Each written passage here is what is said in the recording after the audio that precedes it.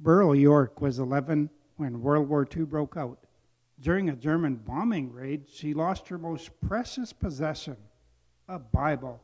Why don't we let Burl share her story? I grew up in London in a family with very few material belongings. But there was one item I treasured above all else, a Bible I'd received in primary school. At bedtime, my mom would occasionally read to us from my Bible.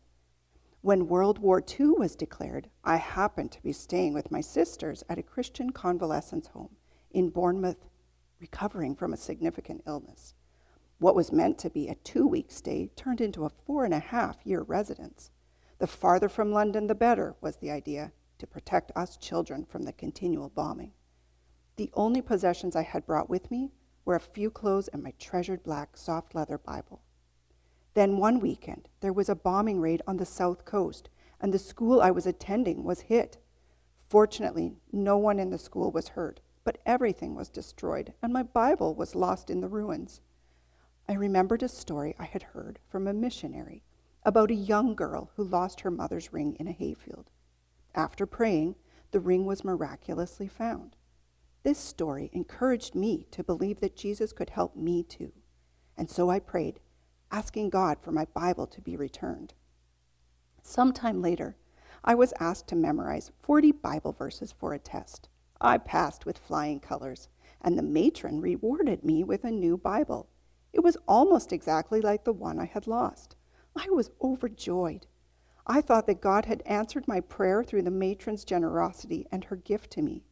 How wonderful, I thought, that God could work through other people to answer our prayers. However, my story didn't end there. Imagine my amazement when 18 months later, while attending a different school in a different town, I returned to school one day to find my original Bible sitting on my desk. It had been found in the wreckage of the bombed school by a workman. He had discovered the Bible intact among the ruins and came to my new school to track me down.